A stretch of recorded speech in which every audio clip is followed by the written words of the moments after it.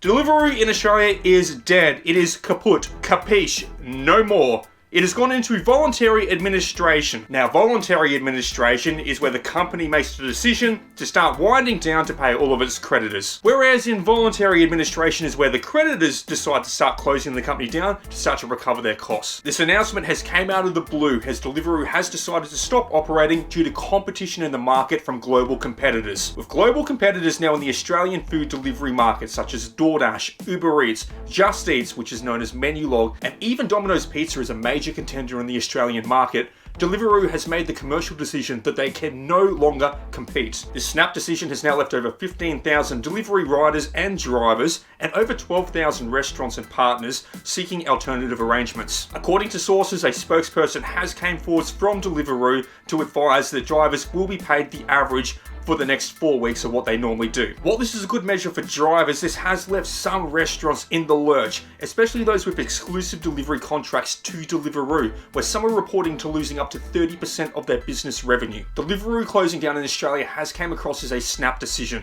and could have been handled a lot better. Last month in the Netherlands, Deliveroo also made the decision to close down its Dutch operations. They set an end operation date to the 30th of November, which gave 5 weeks across to drivers and restaurants to sort out alternative arrangements. Deliveroo should have given similar, if not more, time to Australians to do the same. The silver lining to this is that customers, drivers, and the restaurants will be migrating across to the other existing platforms, creating some consolidation within the industry. As long as it never gets to the point of a single company dictating the price for everything, it will always lead to fairer prices for consumers, better and more competitive salaries for the delivery drivers, and better pay for the restaurants. Competition is good for the industry, so it's always concerning when we see such a large player disappear. Due to the voluntary administration, it looks like that all drivers will be paid out and all restaurants will be paid out as creditors. So there's no insolvency issues, meaning that drivers and restaurants will be paid out as expected. For other drivers, restaurateurs, and people in the community, I'd encourage you to be kind to the drivers who've just lost their jobs and also the restaurants who've just lost a delivery partner, because they are taking a hit to their income.